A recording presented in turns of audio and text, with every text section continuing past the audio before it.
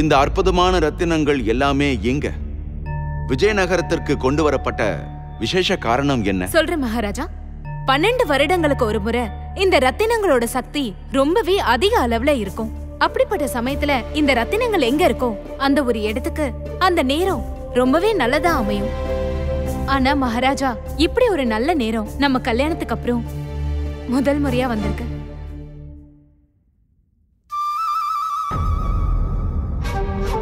மகாராஜா, உங்களுக்கு நல்லாவே தெரியும், என்னோட அப்பா அம்மா என் மேல உயிரையே வச்சிருக்காங்க. அதனாலதான் அவங்க இந்த ரத்தினங்களை இங்க அனுப்பியிருக்காங்க. இந்த தடவை இந்த ரத்தினங்களால வர பலன் மொத்த விஜயநகரத்துக்கும் சேரட்டும்னு. பிரமாதம், பிரமாதம். அற்புதம் மகாராணி சின்னாதேவி. சித்ராஞ்ச் அவர்களே, நீங்க அதுல்யா நகருக்கு திரும்ப போகும்போது என்னுடைய மாமனார் அவர்களுக்கும் என்னுடைய மாமியார் அவர்களுக்கும் என்னுடைய மனமார்ந்த நன்றிகளை சொல்லிடுங்க. கண்டிப்பா மகாராஜா. மகாராஜா, 12 வருஷத்துக்கு அப்புறம் இந்த ரத்தினங்கள்ல இருந்து வரக்கூடிய சக்தி ரொம்பவே அபூர்வமா இருக்கும். ஆனா கூடவே நாம ரொம்ப கவனமா இருக்கணும். ஏன்னா இந்த நேரத்துல இந்த ரத்தினங்கள்லாம் ஒண்ணு பக்கத்துல ஒண்ணு இருக்க கூடாது. ஏன்? ஏன்னா மகாராஜா, இதோட சக்தி 2 விதமா இருக்கும். ஒண்ணு நல்லதாவும் ஒண்ணு கெட்டதாவும் இருக்கும். இந்த ரத்தினங்களை எல்லாம் ஒண்ணு சேர்க்கும் போது அதோட சக்தியை கட்டுப்படுத்த முடியாது. அதனால பௌர்ணமிக்கு 7 நாளுக்கு முன்னாடில இருந்தே இத தனித்தனியா வைக்கிறதுனால இதோட சக்தி கட்டுப்பாட்டுல இருக்கும். அப்பதான் மேன்மை உருவாகும். அப்புறம் அது கூடவே இதுக்குள்ள நல்ல சக்தியும் உருவாகிறதுக்கான வழியும் ஏற்படும். அப்புறம் இன்னொன்னு, இந்த ரத்தினங்களை ஒவ்வொரு ராத்திரியும் 1 மணி நேரத்துக்கு பச்சை தண்ணிக்குள்ள வைக்கிறது ரொம்பவே முக்கியமானது. மகாராஜா, உங்களுக்கு ஞாபகம் இருக்கா, இன்னில இருந்து 7 நாள்ல பௌர்ணமி. பௌர்ணமி அன்னைக்கு இந்த ரத்தினங்கள்லாம் மேன்மை அடைஞ்சிரும். அதுக்கப்புறம் நாம இந்த ரத்தினங்கள்ல என் பிறந்த ஊரான அதுல்யா நகரத்துக்கு அனுப்பிடலாம். அப்படியா? மகாராஜா, ஒவ்வொரு ரத்தினமும் ரொம்பவே மதிப்புள்ளது. இதோட பாதுகாப்பு ரொம்ப முக்கியம் மகாராஜா. நீங்க கவலைப்படாதீங்க மகாமந்திரியாரே. மகாமந்திரியாரே, மகாமந்திரியாரே, நான் ராஜகுரு, இந்த அரசவையோட ராஜகுரு தத்தாச்சாரியர்.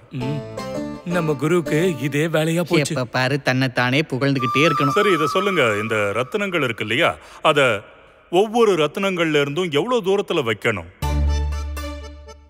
இவ்வளவு தூரத்துலயா? இதை விட அதிகம். இவ்வளோ? அதை விட அதிகம். இவ்வளவா? அதை விட அதிகம். இதை விடையா? அப்படின்னா எவ்வளவு தூரம்னு சொல்லுங்க. மகாமந்திரியாரே. மகாராஜா, ரத்தினங்களுடைய பாதுகாப்புக்கு ஏற்பாடு பண்ணுங்க. மகாராஜா, நம்ம இந்த ரத்தினங்களை அரச கருவூலத்துக்குள்ள வச்சிடலாம்.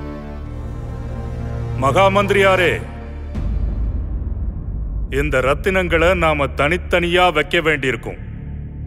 இந்த காரியத்தை உங்களால பண்ண முடியாது. நீங்க கொஞ்சம் அமைதியா இருங்க. மகாராஜா, என்ன கேட்டா நீங்க இந்த ரத்தினங்களை பாதுகாக்கிற பொறுப்பை பண்டித ராமகிருஷ்ணன் கிட்ட ஒப்படைச்சிருங்க. என்ன? இந்த ரத்தினங்களை பாதுகாக்கிறதுக்கான முழு தகுதி அவர்கிட்ட இருக்கு.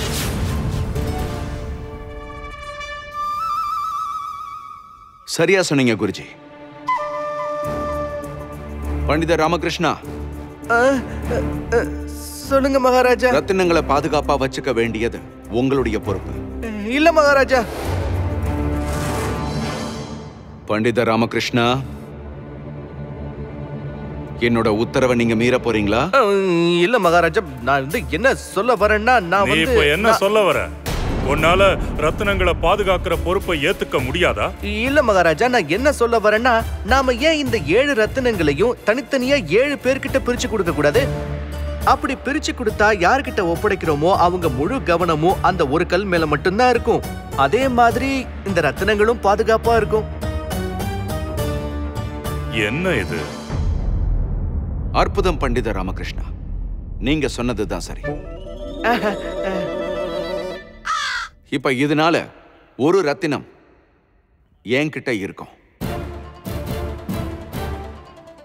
2வது ரத்தினம் உங்ககிட்ட பத்திரமா இருக்கும் பண்டிதர் ராமகிருஷ்ணா.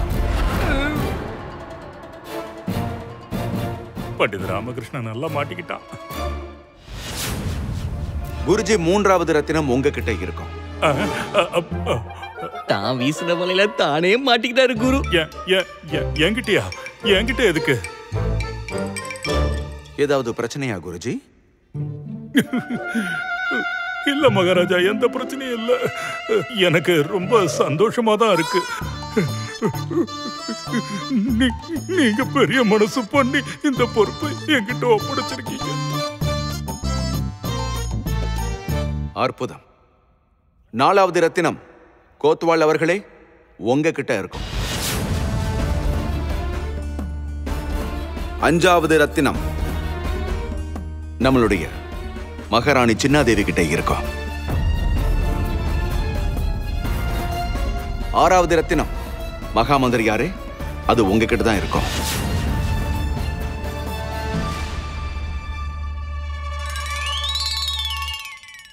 அப்புறம் அந்த 7வது மணி என்கிட்ட மகாராஜா.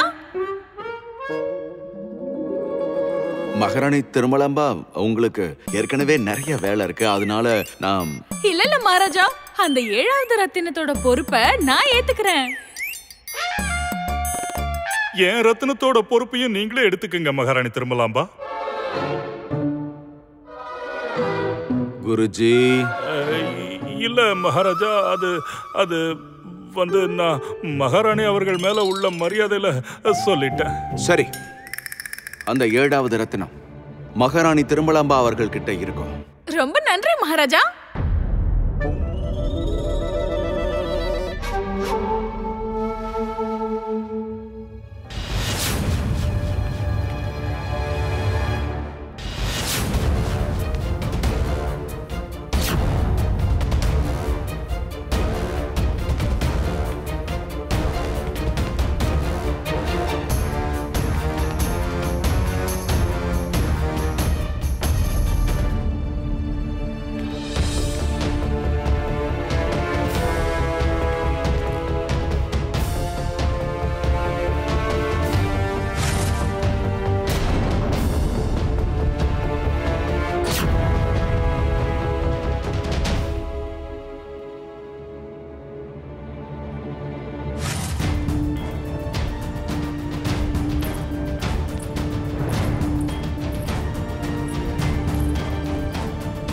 இந்த ரத்தினங்களை யார் யார்கிட்ட பொறுப்பு கொடுத்திருக்கோ அதை அவங்க ரொம்ப பத்திரமா பார்த்துப்பாங்கன்னு நான் ரொம்ப உறுதியாவே நம்புறேன். மகாமந்திரியாரே, மகாராஜா, நம்மளுடைய விருந்தாளிக்கான அறையில சித்ராங்ஷ் அவர்கள் தங்கறதுக்கான ஏற்பாடுகளை பண்ணுங்க. அப்படியே ஆகட்டும் மகாராஜா. இன்னைக்கு சபையை இதோட நம்ம முடிச்சுக்கலாம். மகாராஜா கிருஷ்ணதேவராயர் வாழ்க! மகாராஜா கிருஷ்ணதேவராயர் வாழ்க! மகாராஜா கிருஷ்ணதேவராயர் வாழ்க! பண்டித ராமகிருஷ்ணா, ஜாக்கிரதை என்ன? ரொம்பவே மதிப்புள்ள ரத்னம் அது. தொலைச்சிடாத. ஒருவேளை தொலைச்சிட்டா இதுக்கு முன்னாடி நடந்த பிரச்சனை மாதிரி மகாராஜாவுக்கு சங்கடம் ஆயிடும். ஞாபகம் இருக்குல்ல? அதான் அந்த கண்தானம் பண்ற சவால் இருந்தது. ரொம்ப பத்திரமா பாத்துக்க.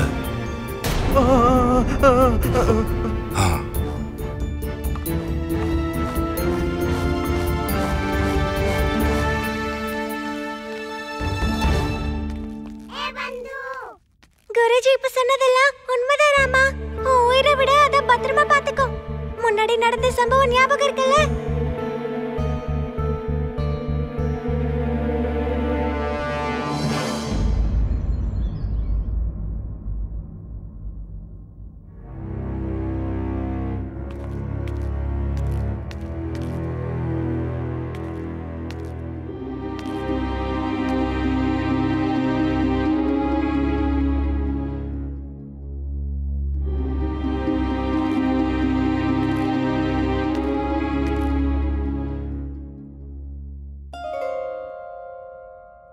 மகாராஜா, நீங்களா?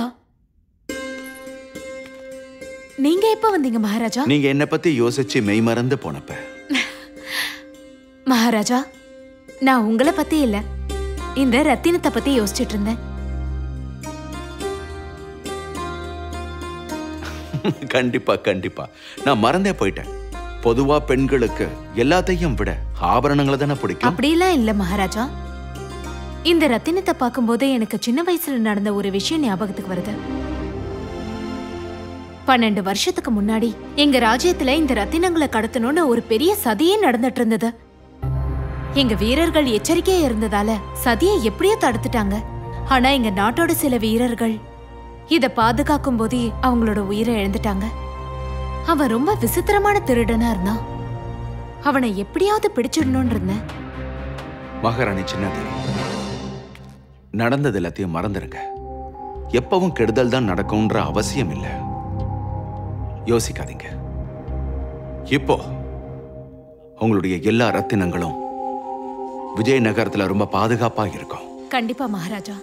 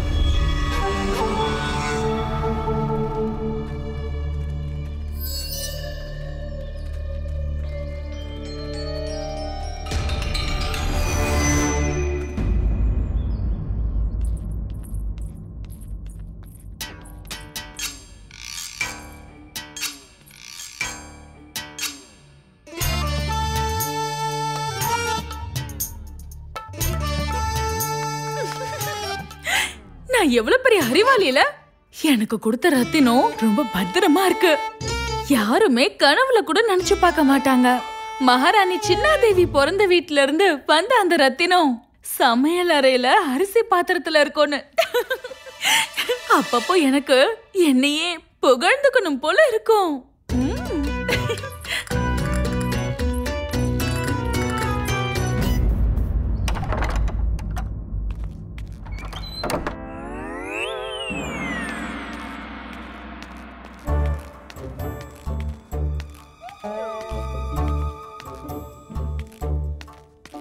ரொம்பவே மதிப்புள்ள ரத்னம் அது.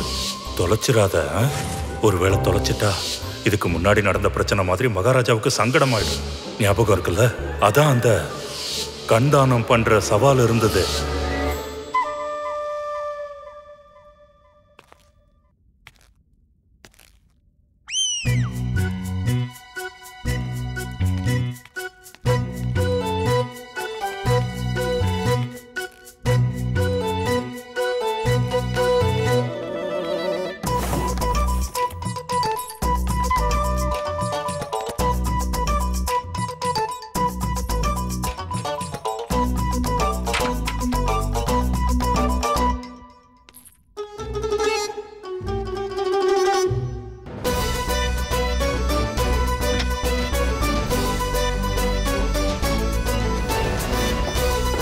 இங்கதான் நல்ல பாதுகாப்பா இருக்கும்.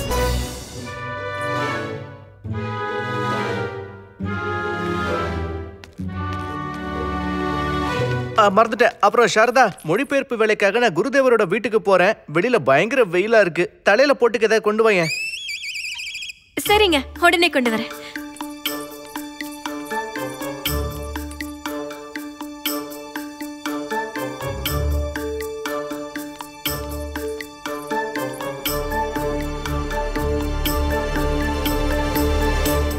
சீக்கிரம் கொண்டு வா. இதோ வந்துட்டேன். நான் போயிட்டு வரேம்மா.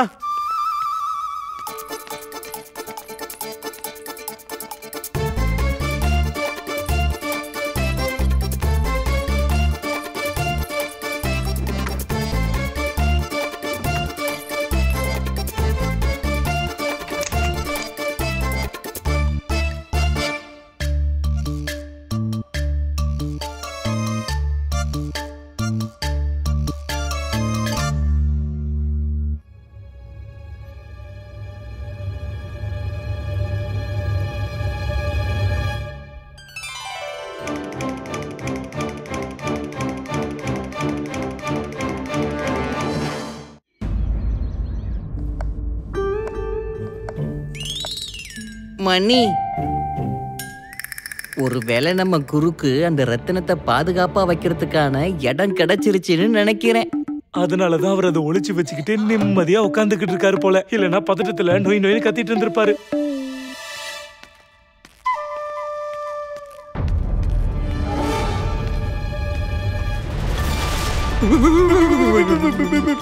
அவ்வளவுதான், ரத்தினத்தை மறந்துட வேண்டியதுதான் குருவே.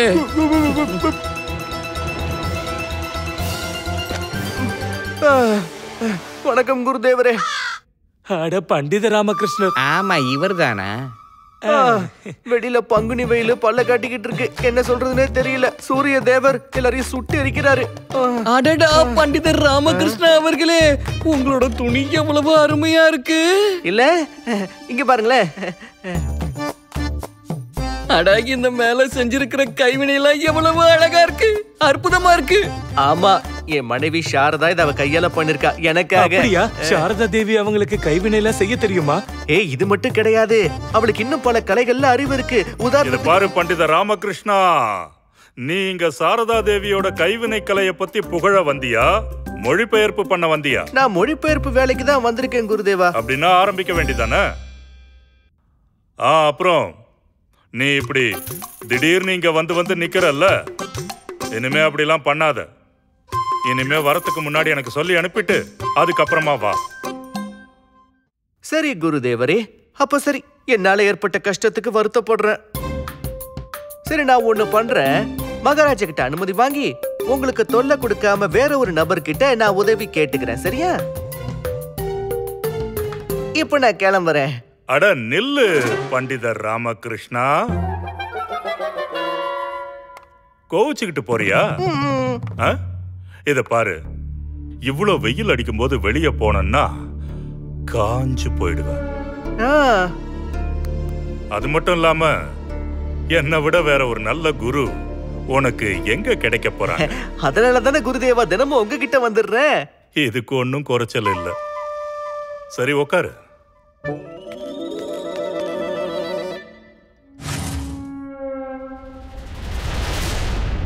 இவ்வளோ கஷ்டத்தை தாண்டி நீ எங்கிட்ட வந்து மாட்டிக்கிட்டியே பண்டித ராமகிருஷ்ணா. உன்னை அவ்வளோ சுலபமா விட்டுருவேன்னு நினைச்சிட்டியா?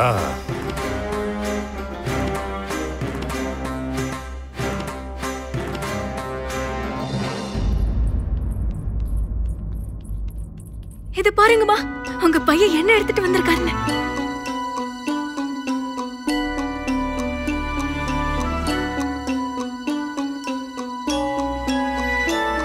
இத பார்த்தா ரொம்ப மதிப்புள்ளதா தெரியுது. இத பத்திரமா வச்சிடு.